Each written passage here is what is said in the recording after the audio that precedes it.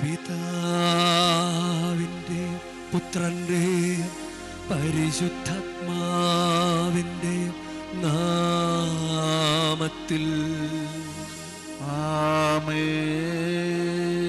നമ്മുടെ കർത്താവായ യേശുക്രിസ്തുവിൻ്റെ കൃപയും പിതാവായ ദൈവത്തിൻ്റെ സ്നേഹവും പരിശുദ്ധാത്മാവിൻ്റെ സംസർഗവും നിങ്ങളോടു കൂടെ അങ്ങയും ആത്മാവോടും കൂടെ.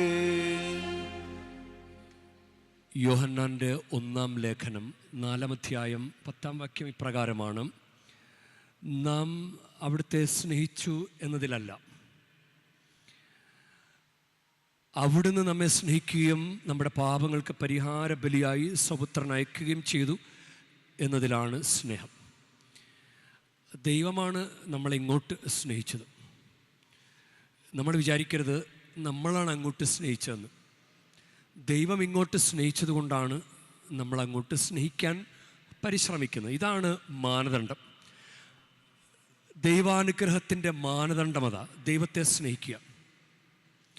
നമുക്ക് ഇന്ന് ജോനാഥൻ, ഇന്നത്തെ 1-ാം വായനയിൽ സാമുവേൽ പ്രവാചന പുസ്തകം 18-19 ഒന്നാം പുസ്തകം 18-19 അധ്യായത്തിൽ ജോനാഥൻ ദാവീദിന് വേണ്ടി സാവുളിനോട് റെക്കമെൻഡ് ചെയ്യുക. അതിന് കാരണം ജോനാഥൻ ദാവീദിനെ സ്നേഹിച്ചിരുന്നു. അപ്പം ഈശോ നമുക്ക് ഏക മധ്യസ്ഥൻ പിതാവായ ദൈവത്തോട് നമ്മുടെ കാര്യം പറയാനും അറിയിക്കാനും ഈശോ ഇങ്ങനെ റെഡിയായി നിൽക്കുക. നമ്മളും കൂടി അങ്ങൊന്ന് സ്നേഹിച്ചു കൊടുത്താൽ അത് പൂർണ്ണമാവും. നമുക്ക് നല്ല ഭയഭക്തി ആദരവോടുകൂടെ പങ്കുചേരാം. അതങ്ങനെ മനസ്സിലാകട്ടെ. ആദ്യ കുർബാനയ്ക്കും ആദ്യ കുമ്പസാരത്തിനുമൊക്കെ സ്കാഫൊക്കെ ധരിച്ച് സ്നേഹിച്ച് തുടങ്ങിയ നമ്മൾ ഇപ്പോൾ സ്കാഫൊന്നുമില്ലാതെ പരിശുദ്ധ കുർബാനയിൽ പങ്കെടുക്കുമ്പോൾ സ്നേഹമുണ്ടോ എന്ന് നമ്മൾ ചിന്തിക്കണം. ഇനി ഷോർട്ട്സൊക്കെ ധരിച്ചാണ് നമ്മൾ കുർബാനയ്ക്ക് പങ്കെടുക്കുന്നതെങ്കിൽ അപ്പോഴും നമ്മൾ ചിന്തിക്കണം, എനിക്ക് യഥാർത്ഥത്തിൽ ഈ ദൈവാരാധനയോട് പരിശുദ്ധ കുർബാനയോട് സ്നേഹമുണ്ടോ? ഞാനിങ്ങനെയൊക്കെയാണോ പങ്കെടുക്കേണ്ടത്? സ്നേഹിക്കൂ, ദൈവത്തെ സ്നേഹിക്കൂ, ദൈവാരാധനയെ സ്നേഹിക്കൂ, കത്തോലിക്ക സഭയെ സ്നേഹിക്കൂ, കത്തോലിക്ക സഭയിലെ ശുശ്രൂഷകളെ സ്നേഹിക്കൂ, അനുഗ്രഹിക്കപ്പെടും. സഹോദരരെ, ദിവ്യരഹസ്യങ്ങൾ കൊണ്ടാടുന്നതിന് നാം യോഗ്യരാകേണ്ടതിന് നമ്മുടെ പാപങ്ങൾ ഏറ്റുപറയാം. സർവശക്തനായ ദൈവത്തോടും സഹോദരരെ നിങ്ങളോടും ഞാൻ ഏറ്റുപറയുന്നു.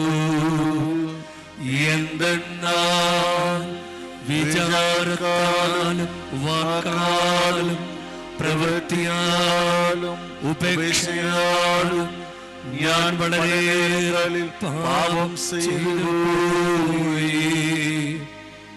എന്റെ പിഴ, എന്റെ പിഴ, എന്റെ വലിയ പിഴ. ആകയാൽ നിത്യകന്യകയായ പരിശുദ്ധ മറിയത്തോടും എല്ലാ മാലാഖമാരോടും വിശുദ്ധരോടും സഹോദരരെ നിങ്ങളോടും ഞാൻ അപേക്ഷിക്കുന്നു, എനിക്ക് വേണ്ടി നമ്മുടെ കർത്താവായ ദൈവത്തോട് പ്രാർത്ഥിക്കണമേ. സർവശക്തനായ ദൈവം കനിഞ്ഞ് നമ്മുടെ പാപങ്ങൾ പുറത്ത് നമ്മെ നിത്യജീവിതത്തിലേക്ക് നയിക്കുമാറാകട്ടെ. ആമേൻ.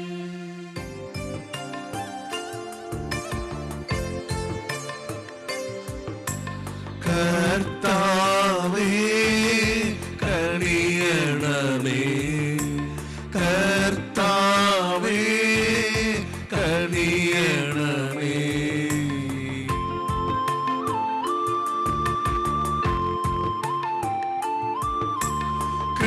ക്രിസ്തുവേ കനിയണമേ, ക്രിസ്തുവേ കനിയണമേ.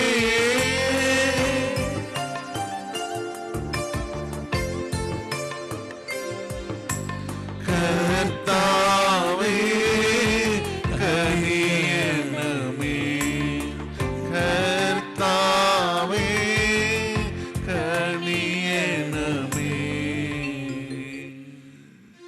നമുക്ക് പ്രാർത്ഥിക്കാം. സർവശക്തനും നിത്യനുമായ ദൈവമേ, സ്വർഗവും ഭൂമിയും ഒന്നുപോലെ അങ്ങ് നിയന്ത്രിക്കുന്നുവല്ലോ. അങ്ങേ ജനത്തിന്റെ പ്രാർത്ഥനകൾ ദയാപൂർവം ശ്രവിക്കുകയും ഞങ്ങളുടെ കാലയളവിൽ അങ്ങേ സമാധാനം നൽകുകയും ചെയ്യണമേ. അങ്ങയോടുകൂടെ പരിശുദ്ധാത്മാവുമായുള്ള ഐക്യത്തിൽ എന്നെന്നും ദൈവമായി ജീവിച്ചു വാഴുന്ന ഞങ്ങളുടെ കർത്താവും അങ്ങയുടെ പുത്രനുമായ യേശു ക്രിസ്തു വഴി ഞങ്ങൾ സമർപ്പിക്കുന്ന പ്രാർത്ഥന കേട്ടരുളേണമേ.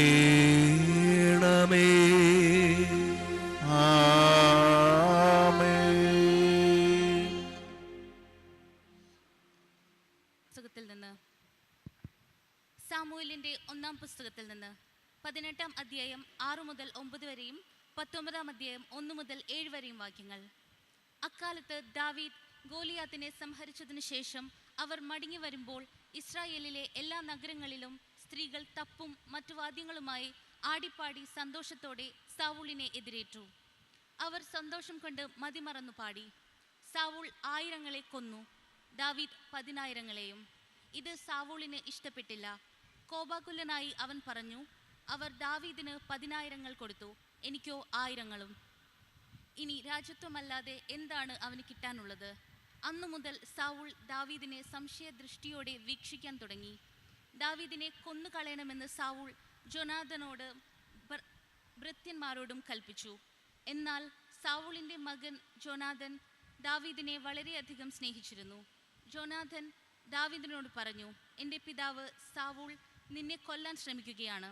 അതിനാൽ നാളെ രാവിലെ നീ എവിടെയെങ്കിലും പോയി കരുതലോടെ ഒളിച്ചിരിക്കുക. നീ ഒളിച്ചിരിക്കുന്ന വയലിൽ വന്ന് എൻ്റെ പിതാവിനോട് നിന്നെപ്പറ്റി ഞാൻ സംസാരിക്കാം. എന്തെങ്കിലും അറിഞ്ഞാൽ നിന്നോട് പറയാം. ജോനാഥൻ തൻ്റെ പിതാവ് സാവൂളിനോട് ദാവീദിനെ പറ്റി നന്നായി സംസാരിച്ചു. അവൻ പറഞ്ഞു, ദാസനായ ദാവീദിനോട് രാജാവ് തിന്മ പ്രവർത്തിക്കരുതേ. അവൻ അങ്ങയോട് തിന്മ പ്രവർത്തിച്ചിട്ടില്ല. അവൻ്റെ പ്രവൃത്തികൾ അങ്ങേക്ക് ഗുണകരമായിരുന്നതേയുള്ളൂ. അവൻ സ്വജീവനെ അവഗണിച്ചു പോലും ഗോലിയാത്തിനെ വധിച്ചു. മഹത്തായ വിജയം കർത്താവ് ഇസ്രായേലിയർക്ക് നൽകി. അതു കണ്ട് അങ്ങ് സന്തോഷിച്ചതാണ്. അകാരണമായി ദാവീദിനെ കൊന്ന് നിഷ്കളങ്ക രക്തം ചൊരിഞ്ഞ് പാപം ചെയ്യുന്നതെന്തിന്? സാവൂൾ ജോനാഥന്റെ വാക്ക് കേട്ടു. ദാവീദിനെ കൊല്ലുകയില്ലെന്ന് കർത്താവിൻ്റെ നാമത്തിൽ ശപഥം ചെയ്തു. ജോനാഥൻ ദാവീദിനെ വിളിച്ച് ഇതറിയിച്ചു. അവൻ ദാവീദിനെ സാവൂളിന്റെ അടുക്കൽ കൊണ്ടുവന്നു. ദാവീദ് മുൻപത്തെ പോലെ അവനെ സേവിച്ചു. കർത്താവിന്റെ വചനം. ദൈവത്തിന് നന്ദി. ദൈവത്തിൽ നിർഭയനായി ഞാൻ ആശ്രയിക്കുന്നു. ദൈവത്തിൽ നിർഭയനായി ഞാൻ ആശ്രയിക്കുന്നു. ദൈവമേ, എന്നോട് കരുണ തോന്നണമേ. മനുഷ്യർ എന്നെ ചവിട്ടി മെതിക്കുന്നു. ദിവസം മുഴുവനും ശത്രുക്കൾ എന്നെ പീഡിപ്പിക്കുന്നു. ദിവസം മുഴുവനും എൻ്റെ ശത്രുക്കൾ എന്നെ ചവിട്ടി മെതിക്കുന്നു. അനേകർ എന്നോട് ഗർവോടെ യുദ്ധം ചെയ്യുന്നു. ദൈവത്തിൽ നിർഭയനായി ഞാൻ ആശ്രയിക്കുന്നു. അവിടുന്ന് എൻ്റെ അലച്ചിലുകൾ എണ്ണിയിട്ടുണ്ട്. എൻ്റെ കണ്ണീർ കണങ്ങൾ അങ്ങ് കുപ്പിയിൽ ശേഖരിച്ചിട്ടുണ്ട്. അവ അങ്ങയുടെ ഗ്രന്ഥത്തിലുണ്ടല്ലോ. ഞാൻ അങ്ങയെ വിളിച്ചപേക്ഷിക്കുമ്പോൾ എൻ്റെ ശത്രുക്കൾ പിന്തിരിയും. ദൈവത്തിൽ നിർഭയനായി ഞാൻ ആശ്രയിക്കുന്നു. ദൈവം എൻ്റെ പക്ഷത്താണെന്ന് ഞാൻ അറിയുന്നു. ഞാൻ ആരുടെ വചനം കീർത്തിക്കുന്നുവോ ആ ദൈവത്തിൽ, ഞാൻ ആരുടെ വചനം പ്രകീർത്തിക്കുന്നുവോ ആ കർത്താവിൽ നിർഭയനായി ഞാൻ ആശ്രയിക്കും. മർത്യന് എന്നോട് എന്തു ചെയ്യാൻ കഴിയും?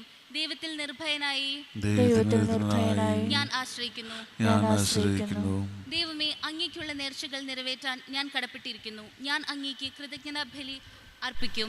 ഞാൻ ദൈവസന്നിധിയിൽ ജീവന്റെ പ്രകാശത്തിൽ നടക്കേണ്ടതിന് അവിടുന്ന് എൻ്റെ ജീവനെ മരണത്തിൽ നിന്നും എൻ്റെ പാദങ്ങളെ വീഴ്ചയിൽ നിന്നും രക്ഷിച്ചിരിക്കുന്നു. ദൈവത്തിൽ നിർഭയനായി ഞാൻ ആശ്രയിക്കുന്നു. ഹല്ലേലൂയ ഹല്ലേലൂയ ഹല്ലേലൂയ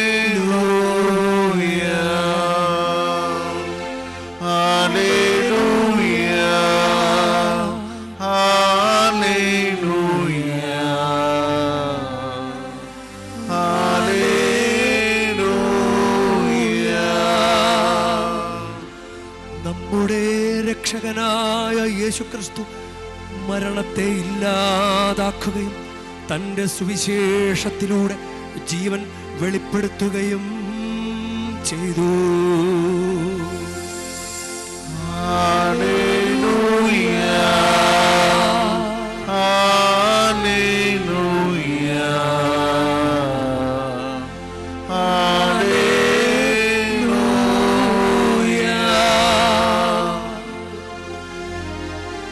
കർത്താവ് നിങ്ങളോടു കൂടെ, അങ്ങയും ആത്മാവോടും കൂടെ. മർക്കോസിന്റെ വിശുദ്ധ സുവിശേഷത്തിനുള്ള വായന. കർത്താവേ, അങ്ങേക്ക് മഹത്വം. അക്കാലത്ത് യേശു ശിഷ്യന്മാരോട് കൂടെ കടൽ തീരത്തേക്ക് പോയി. ഗലീലിയിൽ നിന്ന് ഒരു വലിയ ജനക്കൂട്ടം അവനെ അനുഗമിച്ചു.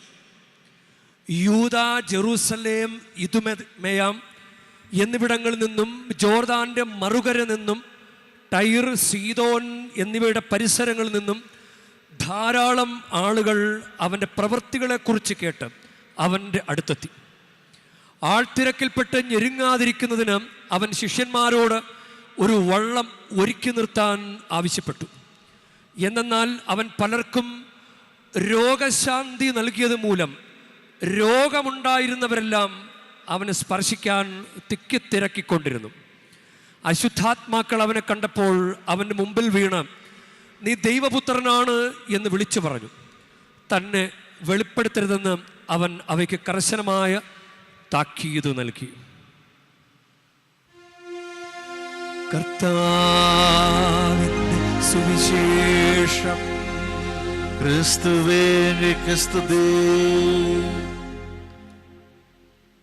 ഈശോയിൽ സ്നേഹമുള്ളവരെ, നമുക്ക് ദൈവത്തിന് മുമ്പിൽ നിൽക്കാൻ ഉള്ള നമ്മുടെ പ്രധാനപ്പെട്ട ഒരു മാനദണ്ഡം അത് സ്നേഹമാണ്. സ്നേഹമില്ലാത്ത ഒരു ആരാധനയും ഒരു പ്രവൃത്തിയും അത് ദൈവത്തിന് വലിയ ഇഷ്ടമാകില്ല. നമ്മൾ കുമ്പസാരിക്കുമ്പോൾ പോലും രണ്ട് തരത്തിലുള്ള അനുതാപമുണ്ട്. ഒന്നാമത്തെ അനുതാപം പൂർണ്ണ അനുതാപം, രണ്ടാമത്തേത് അപൂർണ അനുതാപം. പൂർണ്ണ അനുതാപം അത് ദൈവസ്നേഹത്തെ പ്രതി, ദൈവമേ ഞാൻ അങ്ങയ്ക്കെതിരായി പാപം ചെയ്തു പോയല്ലോ എന്ന് മനസ്സിൽ ആഴപ്പെട്ട് ചിന്തിച്ച് വേദനിച്ച് പാപം ഏറ്റുപറയുന്നതാണ് പൂർണ്ണ അനുതാപം. അപൂർണ അനുതാപം, ഞാനിപ്പോൾ കുമ്പസാരിച്ചില്ലെങ്കിൽ എനിക്കിട്ടൊരു പണി കിട്ടും, പണി വരുന്നുണ്ട് എന്ന് പേടിച്ചിട്ട് പണിയിൽ നിന്ന് രക്ഷപ്പെടാൻ വേണ്ടിയിട്ടും കെണികളിൽ നിന്ന് രക്ഷപ്പെടാൻ വേണ്ടിയിട്ടും തൽക്കാലത്തെ ചില കാര്യങ്ങൾക്ക് വേണ്ടിയിട്ടും പോയി കുമ്പസാരിക്കുന്നതാണ്. ഭയപ്പെട്ട് കുമ്പസാരിക്കുന്നത് അത് അപൂർണ അനുതാപമാണ്. അപൂർണ അനുതാപം അതിൽ തന്നെ സേഫ് അല്ല, വലിയ ഗുണമില്ല. കാരണം അതിന് ആയുസ്സില്ല. അത് ആ ഇമോഷണൽ ആ ഒരു ചിന്ത അത് മാറിക്കഴിയുമ്പോൾ അനുതാപമൊക്കെ തീരുമാനം ഉണ്ടാകില്ല, പഴയ പോലെ തന്നെ പോവും. പൂർണ്ണ അനുതാപത്തിലേക്ക് അത് നയിക്കുമെങ്കിൽ നല്ലതാണ്. കൊരിന്ത്യക്കാർക്ക് എഴുതിയ ലേഖനത്തിൽ പൗലോസ് അപ്പോസ്തലൻ സ്നേഹത്തെക്കുറിച്ച്, സ്നേഹമാണ് സർവോത്കൃഷ്ടം എന്നൊക്കെ പറഞ്ഞ് വളരെ അധികമായിട്ട് അതിനെക്കുറിച്ച്, സ്നേഹം അസൂയപ്പെടുന്നില്ല എന്നൊക്കെ. ഇന്നത്തെ 1 സാമുവേലിൻ്റെ 18 19 നമ്മൾ വായിച്ചു കേൾക്കുന്നത്, അതിൻ്റെ ഇടയ്ക്കുള്ള ഭാഗങ്ങൾ. അതിൽ 18-ാം അധ്യായത്തിലെ ഭാഗങ്ങൾ അതിങ്ങനെ തുടങ്ങുമ്പോൾ ദാവീദും ജോനാഥനും മകനാണ്, സാവൂളിൻ്റെ മകനാണ് ജോനാഥൻ. അപ്പോൾ സാവൂളിന് അസൂയ തോന്നുകയാണ്. അങ്ങനെയാണ് ടൈറ്റിൽ കൊടുത്തിരിക്കുന്നത്, സാവൂളിൻ്റെ അസൂയ. അത് 6-ാം വാക്യം മുതൽ, 1 സാമുവേൽ 18 6-ാം വാക്യം മുതൽ. ദാവീദ് ഗോലിയാത്തിനെ സംഹരിച്ചതിന് ശേഷം, ഇന്നലത്തെ വായന അതായിരുന്നു, ദാവീദ് 5 കല്ലുകളെടുത്തു, ഒരു കല്ലുകൊണ്ട് കവണ വെച്ച് ഗോലിയാത്തിനെ എറിഞ്ഞു, ഗോലിയാത്ത് നിലംപതിച്ചു. ആരും വിചാരിക്കാത്തൊരു കാര്യമാണ്. അത് ദൈവനാമത്തിൽ ദൈവത്തിൻ്റെ ശക്തിയിൽ ആശ്രയിച്ച് ചെയ്ത കാര്യമാണ്. അതിന് ദാവീദ് നല്ല കോൺഫിഡൻറ്റുമായിരുന്നു ആ കാര്യത്തിന്. അതുപോലെ തന്നെ വിജയം കിട്ടി. അപ്പം ദാവീദ് ഗോലിയാത്തിനെ സംഹരിച്ചതിന് ശേഷം അവൻ മടങ്ങി വരുമ്പോൾ ഇസ്രായേലിലെ എല്ലാ നഗരങ്ങളിലും സ്ത്രീകൾ തപ്പും മറ്റു വാദ്യങ്ങളുമായി ആടിപ്പാടി സന്തോഷത്തോടെ സാവൂളിനെ എതിരേറ്റു. അവർ സന്തോഷം കൊണ്ട് മതിമറന്നും പാടി. സാവൂൾ 1000 കൊന്നു, ദാവീദ് 10,000. ഇത് കേട്ടപ്പോൾ സാവൂളിന് ഇഷ്ടപ്പെട്ടില്ല. സാവൂള് എന്നെയാണ് എതിരേറ്റത്, പക്ഷേ സാവൂള് 1000, ദാവീദ് 10,000. ഇത് സാവൂളിന് ഇഷ്ടപ്പെട്ടില്ല. അടുത്ത വചനം 1 സാമുവേൽ 18:8. കോപാകുലനായി അവൻ പറഞ്ഞു, അവർ ദാവീദിന് 10,000 കൊടുത്തു, എനിക്കോ 1000. ഇനി രാജത്വമല്ലാതെ എന്താണ് അവന് കിട്ടാനുള്ളത്? അതുകൂടി കിട്ടിയാൽ മതി, ബാക്കിയെല്ലാം അവന് കിട്ടിയിട്ടുണ്ട് എന്ന് പറഞ്ഞ് ദാവീദിനോട് ഒരു അസൂയ സാവൂളിന്. അതിനെ തുടർന്നുള്ള കാര്യങ്ങളാണ്. ദാവീദിനെ കൊന്നുകളയണമെന്ന് സാവൂള് ജോനാഥനോടും ഭൃത്യന്മാരോടും കൽപ്പിച്ചു. എന്നാൽ സാവൂളിൻ്റെ മകൻ ജോനാഥൻ ദാവീദിനെ വളരെയധികം സ്നേഹിച്ചിരുന്നു. ഈ സ്നേഹമാണ് ഇങ്ങനെ റെക്കമെൻഡ് ചെയ്യാൻ പ്രേരിപ്പിക്കുന്നത്. സാവൂളിനോട് ജോനാഥൻ ദാവീദിനെ കുറിച്ച് പറയാൻ കാരണം സ്നേഹിച്ചിരുന്നു. ഈശോ നമ്മളെ സ്നേഹിക്കുന്നത്, അല്ലെങ്കിൽ നമ്മൾ ഈശോയെ സ്നേഹിക്കുന്നത് കണ്ടിട്ട് ഈശോ പിതാവായ ദൈവത്തോട് കാര്യങ്ങൾ പറയട്ടെ.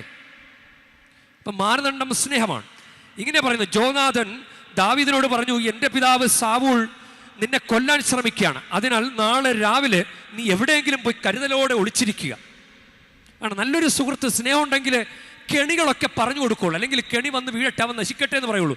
അസൂയ വന്നു കഴിഞ്ഞാൽ മറ്റൊരുവൻ നന്നാകുന്നത് കാണുമ്പോൾ ഉള്ളിൽ ബുദ്ധിമുട്ടുണ്ടാവും. പക്ഷേ സ്നേഹമുണ്ടെങ്കിൽ അവൻ്റെ കൂടെ നിന്ന് അവനെ രക്ഷിക്കാൻ നോക്കും, അവൻ്റെ കെണികളെ പറഞ്ഞു കൊടുക്കും. നീ ഒളിച്ചിരിക്കുന്ന വയലിൽ വന്ന് എൻ്റെ പിതാവിനോട് നിന്നെപ്പറ്റി ഞാൻ സംസാരിക്കാം, എന്തെങ്കിലും അറിഞ്ഞാൽ നിന്നോട് പറയാം. ജോനാഥൻ തൻ്റെ പിതാവ് സാവൂളിനോട് ദാവീദിനെ പറ്റി നന്നായി സംസാരിച്ചു. അങ്ങനെ എന്തെങ്കിലുമൊക്കെ പറയല്ല, നന്നായി പറഞ്ഞു. അവനെ കൊല്ലരുത്. അവൻ്റെ ഗുണഗണങ്ങളെക്കുറിച്ച്, ദാവീദിനെക്കുറിച്ച് ജോനാഥൻ സാവൂളിനോട് നന്നായി പറഞ്ഞു. ഒന്ന് ആലോചിച്ച്, ഒന്ന് പ്രാർത്ഥിച്ച്, നിങ്ങളൊന്ന് പ്രാർത്ഥിച്ച്, ദൈവമേ, എൻ്റെ ഈശോയെ അപ്പനോട്, പിതാവായ സ്വർഗീയ അപ്പനോടൊന്ന് നന്നായിട്ടൊന്ന് പറയണേ. എനിക്ക് കുഞ്ഞില്ല, ജോലിയില്ല, കടബാധ്യതയാണ്, വീടില്ല, ഒന്ന് നന്നായി പറയണേ. നന്നായി ഈശോ പറയണമെങ്കിൽ, നന്നായി ഈശോ ഏക മധ്യസ്ഥൻ, ദൈവത്തിന് മനുഷ്യർക്കിടയിലുള്ള ഏക മധ്യസ്ഥൻ യേശു ക്രിസ്തു, പറയാൻ നമുക്ക് ഈശോ മാത്രമേ ഉള്ളൂ, ഏക രക്ഷകൻ. അപ്പം ഈശോ നമ്മളെക്കുറിച്ച് പിതാവായ ദൈവത്തോട് പറയണമെങ്കിൽ ഈശോയെ നമ്മൾ സ്നേഹിക്കണം. ഈശോയുടെ കുരിശുമരണത്തിൻ്റെ അനുസ്മരണമാണ് ഈ ബലിയർപ്പണം. ഈശോയുടെ കുരിശുമരണത്തിൻ്റെ ഫലമായി കിട്ടുന്നതാണ് പാപമോചനം, കുമ്പസാരം. ഇത് രണ്ടും ഒന്ന് ചെയ്തു നോക്കിക്കേ. ഇതല്ലേ മാതാവ് കുരിശിൻ ചവിട്ടി നിന്നുകൊണ്ട് നമുക്ക് കാണിച്ചു തന്നത്. കുരിശിൻ ചവിട്ടി നിൽക്കുക. യോഹന്നാൻ 19:25 കുരിശിൻ ചവിട്ടിൽ നിൽക്കുകയായിരുന്നു മറിയം. യേശുവിൻ്റെ അമ്മ മറിയം കുരിശിൻ ചവിട്ടി നിൽക്കുകയായിരുന്നു. അതെന്തിനാ നിന്നത്? കാഴ്ച കണ്ടു നിന്നാണോ? ഈശോയുടെ കുരിശുമരണത്തെ ആരാധിച്ചതാ, കാഴ്ച കാണാൻ പോയതല്ല. കുർബാനയ്ക്ക്, ദൈവാരാധനയ്ക്ക് ആ കുരിശുമരണത്തിൻ്റെ അനുസ്മരണം ഇവിടെ കൊണ്ടാടുമ്പോൾ കാഴ്ച കാണാൻ വന്നതുപോലെ വരാമോ? അതാണ് സ്നേഹിക്കുന്നതിൻ്റെ വളരെ ഏറ്റവും പീക്ക് ആയിട്ടുള്ള ഒരു അവസരമാണ് കുർബാന. നിനക്ക് ലൊട്ടിലൊടുക്ക് സ്നേഹമൊക്കെ അങ്ങനെ സ്നേഹിച്ചാൽ മതിയോ? അത് അറിയ പോലുമില്ല. ഇല്ല, കടലിൽ പഞ്ചസാരത്തുള്ളി ചെന്ന് വീഴുന്നത് പോലെ നീ അങ്ങനെ തൊട്ട് തൊടവി സ്നേഹിച്ചിട്ട് പോയി കഴിഞ്ഞാൽ ഈശോയ്ക്ക് മനസ്സിലാക്കിയ പോലുമില്ല. നീ യഥാർത്ഥത്തിൽ ആ പീക്കിൽ പോയിട്ട് സ്നേഹിക്കുക. നിനക്കതിനുള്ള അവസരം തന്നിരിക്കുകയല്ലേ, കൂദാശയിലൂടെ കുമ്പസാരം, കുർബാന സ്വീകരണം. അപ്പം ദൈവാരാധനയ്ക്ക് വരേണ്ടത്. അപ്പം നന്നായി പറയാൻ ജോനാഥൻ സാവൂളിനോട് ദാവീദിനെ പറ്റി നന്നായി പറഞ്ഞു. എന്തൊക്കെയാ പറഞ്ഞത്? ജോനാഥൻ അങ്ങനെ പറഞ്ഞു, ദാസനായ ദാവീദിനോട് രാജാവ് തിന്മ പ്രവർത്തിക്കരുതേ, അവനെ ഒന്നും ചെയ്യല്ലേ, അവൻ അങ്ങയോട് തിന്മ പ്രവർത്തിച്ചിട്ടില്ലല്ലോ, അവൻ്റെ പ്രവൃത്തികൾ അങ്ങേക്ക് ഗുണകരമായിരുന്നതല്ലേ ഉള്ളൂ. അവൻ സ്വജീവൻ അവഗണിച്ച് പോലും ഗോലിയാത്തിനെ വധിച്ചു, മഹത്തായ വിജയം കർത്താവ് ഇസ്രായേലിയർക്ക് നൽകി. അത് കണ്ട് അങ്ങ് സന്തോഷിച്ചതാണ്. അകാരണമായി ദാവീദിനെ കൊന്ന് നിഷ്കളങ്ക രക്തം ചൊരിഞ്ഞ് പാപം ചെയ്യുന്നത് എന്തിന്? സാവൂൾ ജോനാഥന്റെ വാക്ക് കേട്ടു, ശപഥം ചെയ്തു, ഇനി കൊല്ലിയല്ല. അതാണ് ഈ ഒരു സ്നേഹം. ഇങ്ങനെ ഒരു സ്നേഹം ഉണ്ടായാൽ നമ്മൾ വിചാരിക്കുക തീർത്ഥാടനത്തിൽ വരുമ്പോൾ നമ്മൾ ദൈവത്തെ സ്നേഹിക്കുകയാണെന്ന്. നമ്മുടെ വിചാരം അതാ. ബൈബിളിലും ഇങ്ങനെ സ്നേഹിച്ച ഒരു ഈശോ ലാസറിനെയും മറിയത്തെയും മർത്തയും ഇങ്ങനെ സ്നേഹിച്ച അവരുടെ കുടുംബത്തെ. യോഹന്നാൻ 11:5, യോഹന്നാൻ 11:35 യേശു കണ്ണുനീർ വാർത്തു. ഏറ്റവും ചെറിയ വചനമാണെന്നാണ് അത് പറയുന്നത്. യേശു കണ്ണുനീർ വാർത്തു. അടുത്ത വചനത്തിൽ യഹൂദർ പറഞ്ഞു, നോക്കൂ അവൻ എത്രമാത്രം അവനെ സ്നേഹിച്ചിരുന്നു. ഇതൊരു അസൂയ നിറഞ്ഞ സ്നേഹമൊന്നുമല്ല. അങ്ങനെ ആളുകൾ അസൂയത്തെ അവനെ മാത്രം സ്നേഹിക്കുന്നു, ഞങ്ങളൊന്നും സ്നേഹിക്കുന്നില്ല, അങ്ങനെ പറയത്തക്ക വിധത്തിലുള്ള ഒരു കാര്യമല്ല. പക്ഷേ ഉൽപ്പത്തി പുസ്തകത്തിൽ നമ്മളിങ്ങനെ കാണുന്നുണ്ട്. 37-ാം അധ്യായം 3-ാം വാക്യത്തിൽ ജോസഫിനെ യാക്കോബ് പ്രത്യേകമായി സ്നേഹിച്ചു. ഇസ്രായേൽ ജോസഫിനെ മറ്റെല്ലാ മക്കളെക്കാൾ അധികം സ്നേഹിച്ചിരുന്നു. കാരണം അവൻ തൻ്റെ വാർദ്ധക്യത്തിലെ മകനായിരുന്നു. അതാണൊരു കാരണം. പക്ഷേ പിതാവ് ജോസഫിനെ തങ്ങളെക്കാൾ അധികമായി സ്നേഹിക്കുന്നു എന്ന് കണ്ടപ്പോൾ സഹോദരന്മാർ അവനെ വെറുത്തു. അവനോട് സൗമ്യമായി സംസാരിക്കാൻ പോലും അവന് കഴിഞ്ഞില്ല. ഈ അപ്പനും അമ്മയും അങ്ങനെ സ്നേഹിക്കാൻ പാടില്ല. രണ്ട് മക്കളെ രണ്ട് തട്ടിൽ സ്നേഹിക്കാൻ പാടില്ല. ഒരേപോലെ സ്നേഹിക്കണം. ദൈവം സ്നേഹിക്കുന്ന പോലെ സ്നേഹിക്കണം. ദൈവം തന്നല്ലേ മക്കളെ. അങ്ങനെ രണ്ട് തട്ടിൽ കാണാം. അങ്ങനെ രണ്ട് തട്ടിൽ കണ്ട ഒരു സംഭവമുണ്ട്. അത് ഉൽപ്പത്തി പുസ്തകം 25-ാം അധ്യായം 28-ാമത്തെ വാക്യത്തിലാണ്. വേട്ടയാടിക്കൊണ്ടുവന്ന മാംസം തിന്നാൻ കിട്ടിയിരുന്നതിനാൽ ഇസഹാക്ക് ഏസാവിനെ വളരെയധികം സ്നേഹിച്ചിരുന്നു. റബേക്കായ്ക്ക് യാക്കോബിനോടായിരുന്നു കൂടുതൽ സ്നേഹം. ഇങ്ങനെ രണ്ടുപേർക്കും രണ്ട് മക്കളോട് സ്നേഹം. അങ്ങനെ വന്നുകൊണ്ട് കെണികളുണ്ടായി നമുക്കറിയാമല്ലോ. റബേക്ക യാക്കോബിനെ പറ്റിക്കാൻ വേണ്ടിയിട്ട്, ഇസഹാക്കിനെ പറ്റിക്കാൻ വേണ്ടിയിട്ട് യാക്കോബിനെ അതിനു വേണ്ടിയിട്ട് ഒരുക്കി നിർത്തുക, ഏസാവാണെന്ന് കബളിപ്പിക്കാൻ വേണ്ടി. ഇങ്ങനെ ചതിയൊക്കെ നടന്നത് യഥാർത്ഥത്തിലുള്ള സ്നേഹമില്ലാതിരുന്നത് കൊണ്ടാണ്. ധൂർത്തപുത്രൻ്റെ കഥയിലും നമുക്ക് കാണാം, അപ്പൻ യഥാർത്ഥത്തിൽ വലിയ ആന്തരിക സൗഖ്യത്തിൻ്റെ നിറകുടമാണ്. അതുകൊണ്ടാണ് രണ്ടുപേരെ ഒരേപോലെ സ്നേഹിച്ചത്. രണ്ടുപേരെ അപ്പൻ ഒരേപോലെ സ്നേഹിച്ചു. ഇളയവൻ തിരിച്ചു വരുമ്പോൾ നീ എവിടെയായിരുന്നെന്ന് പോലും ചോദിക്കുന്നില്ല. മൂത്ത മകൻ പിറുപിറുക്കുമ്പോൾ അവനെ ആശ്വസിപ്പിച്ചുകൊണ്ട് അവന് ബുദ്ധിമുട്ടുണ്ടാകാത്ത വിധത്തിലാണ് ഇളയ മകനെ കുറിച്ച് സംസാരിക്കുന്നത്. അപ്പൻ്റെ സ്നേഹം, യഥാർത്ഥത്തിലുള്ള സ്നേഹം തിരിച്ചറിഞ്ഞു വന്നവനാണ് ഇളയ മകൻ. വേണമെങ്കിൽ അപ്പൻ ഇങ്ങനെ പറഞ്ഞു കാണും, ആ എടുത്തോണ്ട് പോയ പൈസ തിരിച്ചു വെക്കാൻ അവന് കഴിവില്ല. അത് അവനും അറിയാം, അപ്പനും അറിയാം. നമുക്കും പല കാര്യങ്ങളും പരിഹാരം ചെയ്യാൻ അവസരമില്ല. ഇനി ഒന്നോർത്ത് വയ്ക്കുക, വല്ലതും ചെയ്ത് തീർക്കാൻ പറ്റുമോ? ദൈവത്തിനോടുള്ള കടപ്പാട് വഴി ഇനി ഓരോ വഴിയുള്ളൂ. അപ്പം അപ്പൻ പറഞ്ഞു കാണും, നീ വേണമെങ്കിൽ എൻ്റെ കൂടെ നിന്നോ, അനുസരിച്ച് നേരാവണ്ണം നിനക്ക് നിൽക്കാൻ പറ്റുമെങ്കിൽ നിന്നോ, അങ്ങനെ നിൽക്കാമെങ്കിൽ നിന്നോ. അപ്പോൾ അവൻ സമ്മതിച്ചാണ്, അപ്പ ഞാൻ നിന്നോളാം. ഇത് പേടിച്ചിട്ട് പറയുന്നവരല്ല. അവന് മനസ്സിലായി, അവൻ്റെ വാക്കുകളിലുണ്ട്. അവനൊന്നും ചോദിച്ചിട്ടില്ലല്ലോ. അപ്പ എനിക്കിനി അപ്പം മാത്രമേ ഉള്ളൂ, അപ്പം മതിയപ്പ, എനിക്ക് ദൈവം മാത്രം മതി. ഇങ്ങനെ ഒരു അനുഭവം വേണം. നമ്മൾ സുവിശേഷത്തിലേക്ക് വരുമ്പോഴും, ഇന്നത്തെ സുവിശേഷം മർക്കോസിൻ്റെ സുവിശേഷം നമ്മൾ വായിച്ചു കേൾക്കുന്നത് 3-ാം അധ്യായം. അതിലും ആൾത്തിരക്കിൽപ്പെട്ട് ഞെരുങ്ങാതിരിക്കുന്നതിനും അവൻ ശിഷ്യന്മാരോടൊരു വള്ളം ഒരുക്കി നിർത്താൻ ആവശ്യപ്പെട്ടു. കാരണം വന്നവര് യഥാർത്ഥത്തിൽ സ്നേഹം കൊണ്ട് വന്നതല്ല.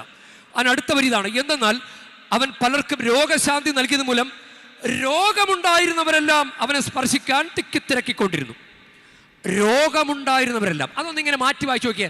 സ്നേഹമുണ്ടായിരുന്നവരെല്ലാം, വിശ്വാസമുണ്ടായിരുന്നവരെല്ലാം, അങ്ങനെ നോക്കിക്കേ. അപ്പൊ നമ്മൾ എന്തിനാ ഇപ്പൊ വന്നത്? ഈ തീർത്ഥാടനത്തിന് വന്നത് സ്നേഹം, ദൈവത്തോട് സ്നേഹം ഉണ്ടായിരുന്നത് കൊണ്ടാണോ? അല്ലെങ്കിൽ ജോലി കിട്ടാൻ, കുഞ്ഞുണ്ടാകാൻ, കടബാധ്യത മാറാൻ, വീട് പണി പൂർത്തിയാകാൻ, അതിനൊക്കെ വേണ്ടി മാത്രമാണോ ഈ യാത്ര ചെയ്ത് ഇവിടെ വന്നത്? ഇത് ദൈവത്തിന് മനസ്സിലാവും, മനുഷ്യർക്ക്, നമുക്ക് മനസ്സിലാവില്ല, കൂടെ ഉള്ളവർക്കാർക്കും മനസ്സിലാവില്ല. എന്തിനാണ് ഈ കഷ്ടപ്പാട് സഹിച്ച് ഇവിടെ വന്നത്? നിനക്ക് ദൈവത്തോട് സ്നേഹമാണോ? മറിയം ദൈവത്തെ, ഈശോയെ അനുഗമിച്ചതുപോലെ മറിയത്തോടൊപ്പം, മറിയം ചെയ്തതുപോലെ മറിയത്തിൻ്റെ മാതൃക അനുകരിച്ച് ഈശോയെ അനുഗമിക്കാനാണ് നീ വന്നതെങ്കിൽ, നിനക്ക് അങ്ങനെ ഈശോയെ സ്നേഹിക്കാനാണ് നീ വന്നതെങ്കിൽ, ഈശോ ആ സ്നേഹം തിരിച്ചറിഞ്ഞ് നിനക്ക് വേണ്ടി റെക്കമെൻഡ് ചെയ്യും. അതുകൊണ്ടാണ് യോഹന്നാൻ്റെ 1-ാം ലേഖനം അത് 4-ാം അധ്യായം 10-ാം വാക്യത്തിൽ നമ്മൾ എന്തെങ്കിലും ചെയ്തിട്ട് ആരെങ്കിലും എത്ര നാളായി പ്രാർത്ഥിക്കുന്നു എന്ന് പറഞ്ഞ് കണക്ക് പറഞ്ഞാൽ ദൈവം ഒരു കണക്ക് ഇങ്ങോട്ട് പറയും. ദൈവം പറയും, നാം ദൈവത്തെ സ്നേഹിച്ചു എന്നതിലല്ല, അവിടുന്ന് നമ്മെ സ്നേഹിക്കുകയും നമ്മുടെ പാപങ്ങൾക്ക് പരിഹാര ബലിയായി സ്വപുത്രനെ അയക്കുകയും ചെയ്തു എന്നതിലാണ് സ്നേഹം. അതായത് നമുക്കിനി പരിഹാരം ചെയ്ത പലരുടെയും വിചാരം കുമ്പസാരം കഴിയുമ്പോൾ എന്തെങ്കിലും പ്രാർത്ഥന ചൊല്ലിയിട്ടാണ് എൻ്റെ പാപം പോകുന്നതെന്ന്. ഇല്ല, അല്ല, അങ്ങനെയല്ല. നമുക്ക് ഇനി പരിഹാരം ചെയ്യാൻ ചാൻസ് ഇല്ല. നമുക്ക് അപ്പൻ്റെ കൂടെ എന്നെ കാണുന്നവൻ എൻ്റെ പിതാവിനെ കാണുന്നു എന്ന് ഈശോ പറയുമ്പോൾ നമ്മുടെ അപ്പൻ ഈശോ, അതാണ് പലരും ഈശോ അപ്പൻ എന്ന് പറയുന്നത്. ഈശോ നമ്മുടെ അപ്പൻ, ഈശോയുടെ കൈപിടിച്ച് നടക്കാനുള്ള അവസരം മാത്രമേ നമുക്കുള്ളൂ. വേണമെങ്കിൽ നടന്നോളൂ, കൂടെ പോന്നോളൂ. അപ്പൻ്റെ കൈപിടിച്ച് നടക്കാൻ നിനക്ക് ചാൻസ് ഉണ്ട്. നീ അപ്പൻ്റെ തലക്ക് മുകളിൽ നിന്ന് ഇങ്ങനെ കൽപ്പിക്കാനാണെങ്കിൽ, ഇങ്ങനെയൊക്കെ ചെയ്തു തരണം എന്ന് പറഞ്ഞ് കൽപ്പിക്കാനാണെങ്കിൽ നീ വരണ്ട. അത് അറിഞ്ഞതുകൊണ്ടാണ് മറിയം പറഞ്ഞത്, ഇതാ കർത്താവിൻ്റെ ദാസി, നിന്റെ വാക്ക് എന്ന് നിറവേറട്ടെ. അതിനാണ് നമുക്ക് സ്നേഹിച്ച് കാണിച്ചു കൊടുക്കാം. സ്നേഹിച്ച് കാണിച്ചു കൊടുത്താൽ ഈശോ നമുക്ക് വേണ്ടിയിട്ട് അപ്പനോട് സംസാരിക്കും. ഈശോയെ തന്നവന്, ലോകത്തിൻ്റെ പാപങ്ങൾക്ക് വേണ്ടി ഈശോയെ തന്നവന് നമ്മൾ ഈ ചോദിക്കുന്ന കാര്യങ്ങളെല്ലാം കിട്ടും. അതുകൊണ്ട് ധൂർത്തപുത്രൻ ഒന്നും ചോദിച്ചില്ലല്ലോ, അപ്പ അങ്ങേക്കെതിരായി സ്വർഗത്തിനെതിരെ തെറ്റ് ചെയ്തു പോയി, എന്നോട് ക്ഷമിക്കണമേ, ദാസനായിട്ടെങ്കിലും എന്നെ കണക്കിലെടുക്കണമേ എന്ന് പറഞ്ഞപ്പോൾ അവൻ എന്തൊക്കെ കിട്ടി? വസ്ത്രം കിട്ടി, ചെരുപ്പ് കിട്ടി, ഭക്ഷണം കിട്ടി, നാട്ടുകാരെയൊക്കെ വിളിച്ച് വിരുന്ന്, കാളക്കുട്ടി, മോതിരം, സന്തോഷം, കെട്ടിപ്പിടുത്തം, ചുംബനം എല്ലാം കിട്ടിയില്ലേ? അതാണ് സ്നേഹിച്ച് കാണിച്ചു കൊടുത്തത്. അതാണ് പ്രൂവ് ചെയ്യേണ്ടത്. നമ്മൾ ചെയ്ത കാര്യങ്ങളുടെ കണക്കല്ല പറയേണ്ടത്. ദൈവത്തെ സ്നേഹിച്ചു എന്നത് ദൈവത്തിന് ബോധ്യമാകട്ടെ. നമുക്ക് ആ ഒരു അനുഗ്രഹം ഉണ്ടാകാൻ വേണ്ടി ഈ ബലിയർപ്പണത്തിലുടനീളം നമുക്ക് പ്രാർത്ഥിക്കാം. സ്നേഹമാണ് അനുഗ്രഹത്തിൻ്റെ മാനദണ്ഡം. ദൈവസ്നേഹം, സ്നേഹം, ദൈവസ്നേഹം, സ്നേഹം ദിവ്യകാരുണ്യമായെൻ്റെ ഉള്ളിൽ സ്വർഗഭാഗ്യം, ഭാഗ്യം, സ്വർഗഭാഗ്യം, ഭാഗ്യം എന്നെൻ ഹൃത്തിൽ ഈശോവാസമായി. ആത്മാവിൽ അലഞ്ഞൊറിയും സ്തുതിഗീതം പാടാം. ആത്മാവിൻ അൾത്താരയിൽ ആരാധനയേകാം. ദിവ്യകാരുണ്യമേ ദൈവമേ, എന്നെന്നും അങ്ങേക്കാരാധന.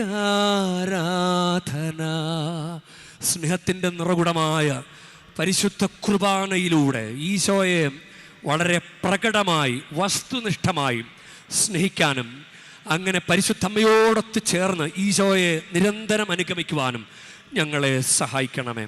ആമേൻ.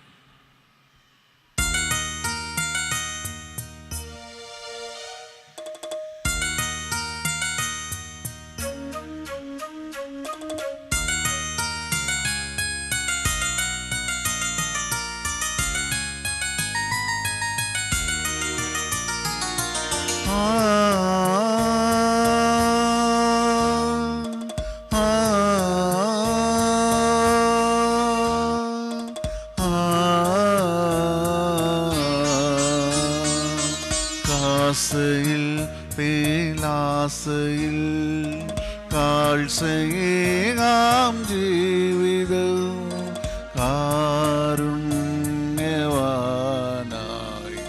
നല്ല ദൈവമേ.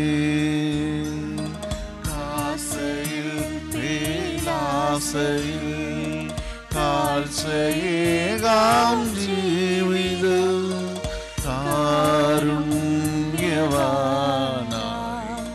നല്ല ദൈവമേ. സ്നേഹമായി സാദരം സ്വീകരിച്ചാലു ഈലയായി ഇന്നുടെ ഈ കാഴ്ചകൾ. പ്രിയ സഹോദരരെ, എൻ്റെയും നിങ്ങളുടെയും ബലി സർവശക്തനും പിതാവുമായ ദൈവത്തിന് സ്വീകാര്യമാകുവാൻ വേണ്ടി നിങ്ങൾ പ്രാർത്ഥിക്കുവൻ.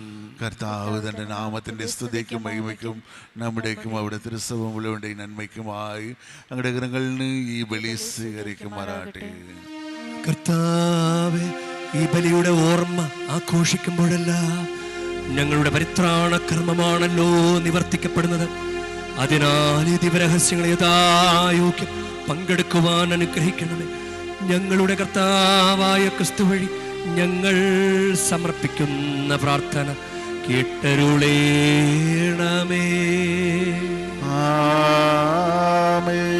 കർത്താവ് നിങ്ങളോടു കൂടെ, അങ്ങയും ആത്മാവോടും കൂടെ. ഹൃദയങ്ങൾ ഉയർത്തുവിൻ. കർത്താവിലേക്ക് ഞങ്ങൾ ഉയർത്തിരിക്കുന്നു. നമ്മുടെ കർത്താവായ ദൈവത്തിന് നന്ദി പ്രകാശിപ്പിക്കാം. അത് ഉചിതവും ന്യായവുമന്ത്രി. കർത്താവേ, പരിശുദ്ധനായ പിതാവേ, സർവശക്തനും നിത്യനുമായ ദൈവമേ, ഞങ്ങളുടെ കർത്താവായ ക്രിസ്തു വഴി എങ്ങും എപ്പോഴും അങ്ങേക്ക് ഞങ്ങൾ കൃതജ്ഞത അർപ്പിക്കുന്നത് യഥാർത്ഥത്തിൽ ഉചിതവും ന്യായവും യോഗ്യവും രക്ഷാകരവുമാണല്ലോ. വഴിതെറ്റിയ മനുഷ്യരോട് അലിവ് തോന്നി അവിടുന്ന് കന്യകയിൽ നിന്ന് ജാതനാകാൻ തിരുവുള്ളമായി അവിടുന്ന് കുരിശിലെ പീഡകൾ സഹിച്ച് നിത്യമരണത്തിൽ നിന്ന് ഞങ്ങളെ മോചിപ്പിക്കുകയും മരണത്തിൽ നിന്ന് ഉത്ഥാനം ചെയ്ത് ഞങ്ങൾക്ക് നിത്യജീവൻ നൽകുകയും ചെയ്തു. ആകയാൽ എല്ലാ മാലാഖമാരോടും വിശുദ്ധരോടും ചേർന്ന് അങ്ങയുടെ മഹത്വത്തെ പ്രകീർത്തിച്ചുകൊണ്ട് ഞങ്ങളും താഴ്മയോടെ ആലപിക്കുന്നു. പരിശുദ്ധൻ പരിശുദ്ധൻ പരിശുദ്ധൻ സൈന്യങ്ങളുടെ കർത്താവാം ദൈവം പരിശുദ്ധൻ. ദൈവം പരിശുദ്ധൻ.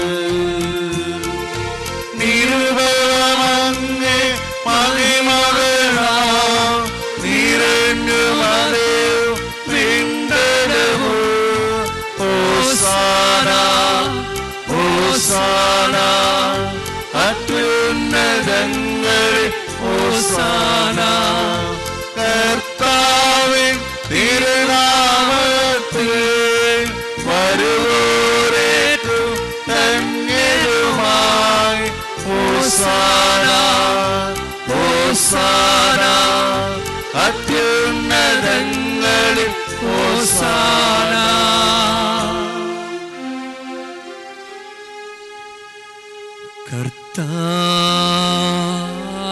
കർത്താവേ, സർവവിശുദ്ധിയുടെ ഉറവിടമായ അങ്ങ് സത്യമായി പരിശുദ്ധൻ ആകുന്നു. ആകയാൽ അങ്ങേ ആത്മാവാൽ മഞ്ഞുകണം പോലെ ഈ കാണിക്കകൾ പവിത്രമാക്കണമേ. അങ്ങനെ ഞങ്ങൾക്കായി ഇവ ഞങ്ങളുടെ കർത്താവായ യേശുക്രിസ്തുവിൻ്റെ ശരീരവും രക്തവുമായി തീരുമാറാകട്ടെ. അവിടുന്ന് ഒറ്റിക്കൊടുക്കപ്പെട്ട് സ്വമനസാലെ പീഡകൾ സഹിച്ചപ്പോൾ അപ്പമെടുത്ത് കൃതജ്ഞത പ്രകാശിപ്പിച്ച് മുറിച്ച് തൻ്റെ ശിഷ്യന്മാർക്ക് കൊടുത്തുകൊണ്ട് അരുൾ ചെയ്തു. എല്ലാവരും ഇതിൽ നിന്നു വാങ്ങി ഭക്ഷിക്കുവിൻ. എന്തെന്നാൽ ഇത് നിങ്ങൾക്കു വേണ്ടി അർപ്പിക്കാനിരിക്കുന്ന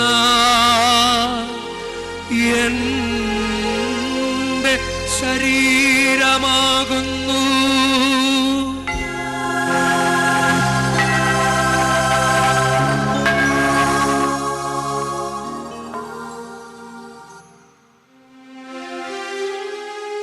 അപ്രകാരം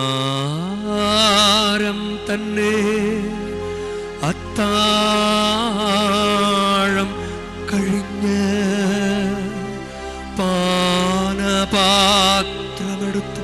വീണ്ടും അങ്ങേക്ക് കൃതജ്ഞത പ്രകാശിപ്പിച്ച് തൻ്റെ ശിഷ്യന്മാർക്ക് കൊടുത്തുകൊണ്ട് അരുൾ ചെയ്തു. എല്ലാവരും വാങ്ങി ഇതിൽ നിന്ന് കുടിക്കുവിൻ. എന്തെന്നാൽ ഇത് നിങ്ങൾക്കു വേണ്ടിയും അനേകർക്കു വേണ്ടിയും പാപമോചനത്തിനായി ചിന്തപ്പെടാനിരിക്കുന്ന എൻ്റെ രക്തത്തിൻ്റെ നവീനവും സനാതനവുമായ ഉടമ്പടിയുടെ പാനപാത്രമാകുന്നു.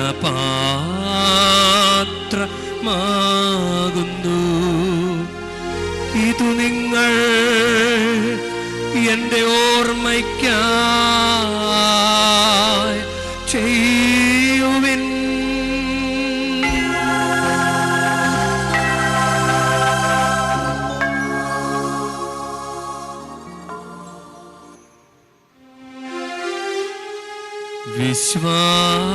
വിശ്വാസത്തിൻ്റെ രഹസ്യം. കർത്താവേ, അങ്ങ് വീണ്ടും വരും വരെ അങ്ങ് മരണങ്ങൾ പ്രഖ്യാപിക്കുന്നു. അങ്ങ് ഉയർപ്പ് ഞങ്ങളേറ്റു പറയുന്നു. ആകയാൽ കർത്താവെ, അവിടുത്തെ മരണവും ഉയർപ്പും ഓർത്തുകൊണ്ട് അങ്ങ് തിരുമുൻപിൽ നിൽക്കുന്നതിനും അങ്ങ് പരിചരിക്കുന്നതിനും അർഹരാക്കി തീർത്തതിനും ഞങ്ങൾ നന്ദി പറഞ്ഞുകൊണ്ട് ജീവൻ്റെ അപ്പവും രക്ഷയുടെ പാനപാത്രവും ഞങ്ങളങ്ങേക്ക് അർപ്പിക്കുന്നു. ക്രിസ്തുവിൻ്റെ ശരീരത്തിലും രക്തത്തിലും പങ്കുചേരുന്ന ഞങ്ങളെ പരിശുദ്ധാത്മാവിൽ ഒന്നായി ചേർക്കണമെന്ന് താഴ്മയോടെ ഞങ്ങൾ അപേക്ഷിക്കുന്നു. കർത്താവെ, ലോകമെങ്ങും വ്യാപിച്ചു കിടക്കുന്ന അങ്ങേ കത്തോലിക്ക തിരുസഭയെ ഓർക്കണമേ. ഞങ്ങളുടെ പരിശുദ്ധ പിതാവ് ലയോ 14 പാപ്പയോടും ഞങ്ങളുടെ രൂപതാധ്യക്ഷനായ സഹായരാജ് മെത്രാനോടും വൈദിക ഗണത്തോടുമൊത്ത് സഭയെ അങ്ങ് സ്നേഹത്തിൻ്റെ പൂർണ്ണതയിൽ എത്തിക്കണമേ.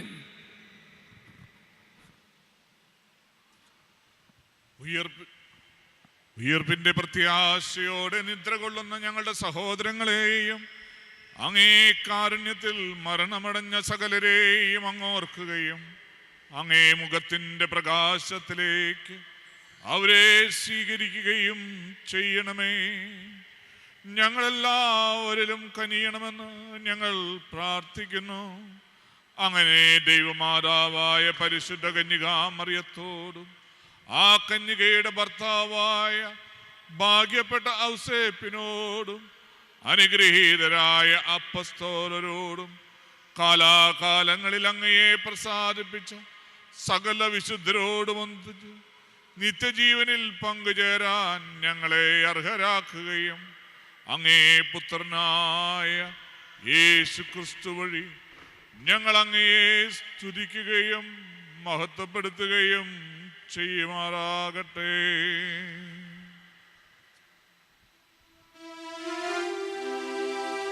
ക്രിസ്തുവിലൂടെ, ക്രിസ്തുവിനോടുകൂടെ, ക്രിസ്തുവിൽ തന്നെ സർവശക്തനായ ദൈവവും പിതാവുമായ അങ്ങേക്ക് പരിശുദ്ധാത്മാവുമായുള്ള ഐക്യത്തിൽ എല്ലാ ബഹുമതിയും മഹത്വവും എന്നുമെന്നേക്കും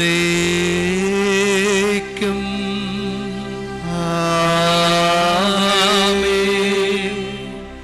നമുക്ക് എഴുന്നേൽക്കാം. നമ്മുടെ കർത്താവ് കൽപ്പിച്ചതും പഠിപ്പിച്ചതും അനുസരിച്ച് നമുക്കൊന്ന് ചേർന്ന് സ്നേഹത്തോടെ പ്രാർത്ഥിക്കാം. സ്വർഗസ്ഥനായ ഞങ്ങളുടെ പിതാവേ, അങ്ങേ നാമം പൂജിതമാകണമേ, അങ്ങേ രാജ്യം വരണമേ, അങ്ങേ തിരുമനസ്സ് സ്വർഗത്തിലെ പോലെ ഭൂമിയിലുമാകണമേ. അന്നു വേണ്ട ആഹാരം ഇന്ന് ഞങ്ങൾക്ക് തരണമേ. ഞങ്ങളോട് തെറ്റ് ചെയ്യുന്നവരോട് ഞങ്ങൾ ക്ഷമിക്കുന്ന പോലെ ഞങ്ങളുടെ തെറ്റുകൾ ഞങ്ങളോടും ക്ഷമിക്കണമേ. ഞങ്ങളെ പ്രലോഭനത്തിൽ ഉൾപ്പെടുത്തരുതേ, തിന്മയിൽ നിന്ന് ഞങ്ങളെ രക്ഷിക്കണമേ. കർത്താവേ, എല്ലാ തിന്മകളിൽ നിന്ന് ഞങ്ങളെ മോചിപ്പിക്കണമേ. ഞങ്ങളുടെ ദിനങ്ങളിൽ സമാധാനം കനിവാർന്ന് നൽകണമേ. അനുഗ്രഹപൂർണമായ പ്രത്യാശയും ഞങ്ങളുടെ രക്ഷകനായ യേശുക്രിസ്തുവിൻ്റെ ആഗമനവും പ്രതീക്ഷിച്ചുകൊണ്ട് അങ്ങ് കരുണയുടെ സഹായത്താൽ ശക്തി പ്രാപിച്ചു ഞങ്ങളെപ്പോഴും പാപത്തിൽ നിന്ന് മോചിതരാവുകയും എല്ലാ വിപത്തുകളിൽ നിന്ന് സുരക്ഷിതരാവുകയും ചെയ്യുമാറാകട്ടെ. എന്തുകൊണ്ടെന്നാൽ രാജ്യവും ശക്തിയും മഹത്വവും സമാധാനം ഞാൻ നിങ്ങൾക്ക് നൽകുന്നു, എൻ്റെ സമാധാനം നിങ്ങൾക്ക് ഞാൻ തരുന്നുവെന്ന് അങ്ങ് അപ്പോസ്തലന്മാരോട് അരുൾ ചെയ്ത കർത്താവായ യേശുക്രിസ്തുവേ, ഞങ്ങളുടെ പാപങ്ങളല്ല പിന്നെയോ അങ്ങ് സഭയുടെ വിശ്വാസം തൃക്കൺ പാർത്ത് അങ്ങ് തിരുവുള്ളമനുസരിച്ച് സഭയ്ക്ക് സമാധാനവും ഐക്യവും നൽകുവാൻ കനിയണമേ. എന്നെന്നും ജീവിക്കുകയും വാഴുകയും ചെയ്യുന്ന അങ്ങ് ഈ പ്രാർത്ഥന കേട്ടരുളേണമേ.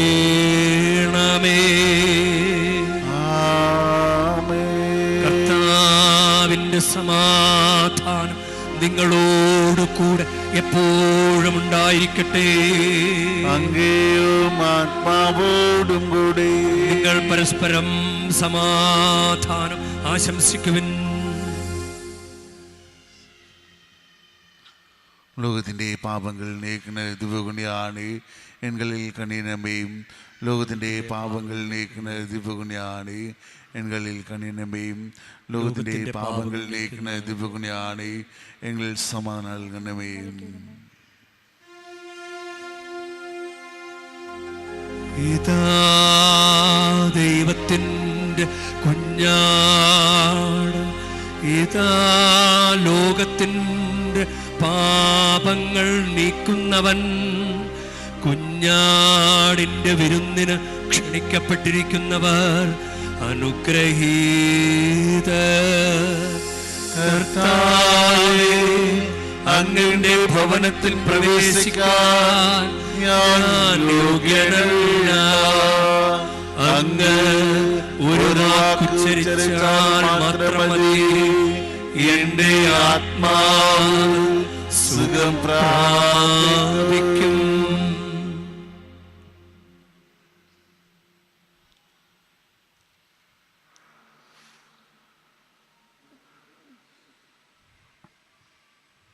നമുക്ക് പ്രാർത്ഥിക്കാം. കർത്താവേ, അങ്ങ് സ്നേഹത്തിൻ്റെ ചൈതന്യം ഞങ്ങളിൽ നിറയ്ക്കണമേ. ഒരേ സ്വർഗീയപ്പത്താൽ അങ്ങ് പരിപോഷിതരാക്കിയ ഞങ്ങളെ ഒരേ ഭക്താനുഷ്ഠാനത്താൽ ഒരുമയുള്ളവരാക്കി തീർക്കണമേ. കർത്താവായ ക്രിസ്തു വഴി ഞങ്ങൾ സമർപ്പിക്കുന്ന പ്രാർത്ഥന കേട്ടരുളേണമേ. കർത്താവ് നിങ്ങളോടു കൂടെ, അങ്ങയും ആത്മാവോടും കൂടെ പരിശുദ്ധ വേളാങ്കണ്ണി മാതാവിനോടുള്ള അനുഗ്രഹ പ്രാർത്ഥനയ്ക്കായി ശിരസ് നമിക്കാം. ഉണ്ണീശോയെ കയ്യിലേന്തിയ പരിശുദ്ധ വേളാങ്കണ്ണി മാതാവെ, ഇവിടെ കൂടിയിരിക്കുന്ന എല്ലാ ഭക്തജനങ്ങളെയും ഇവരുടെ കുടുംബങ്ങളെയും സോഷ്യൽ മീഡിയയിലൂടെ ഈ ബലി പങ്കെടുത്ത എല്ലാവരെയും അങ്ങനെ ഗ്രഹിച്ച് ആശീർവദിക്കണമേ. ഇവരുടെ മനസ്സ് തളർന്നു പോകുമ്പോൾ പാൽക്കാരനായ ബാലന്റെ പാൽക്കുടത്തിലെ പാൽ നിറഞ്ഞു തുളുമ്പിയതുപോലെ ഇവരെയും സന്തോഷത്താൽ നിറയ്ക്കണമേ.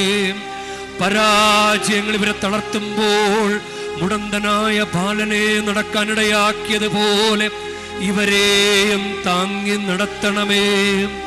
പോർച്ചുഗീസ് നാവികരെ സുരക്ഷിതമായി കരയിലേക്ക് എത്തിച്ചതുപോലെ സങ്കടക്കടലിൽ വലയുന്ന എല്ലാവരെയും അങ്ങ് കരകയറ്റണമേ. അനുഗ്രഹദായിനിയായ പരിശുദ്ധാരോഗ്യ മാതാവിൻ്റെ ആശീർവാദം നിങ്ങളോടുകൂടെ എപ്പോഴും ഉണ്ടായിരിക്കട്ടെ.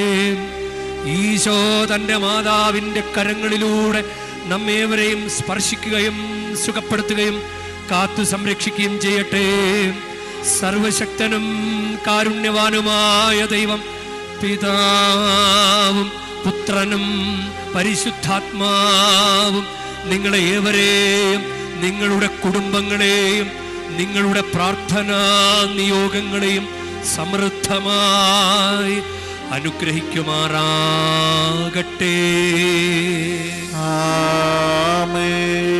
ക്രിസ്തുവിന്റെ സ്നേഹത്തിലും സമാധാനത്തിലും പോകുവിൻ. ദിവ്യപൂജ സമാപിച്ചു. ദൈവത്തിന് നന്ദി.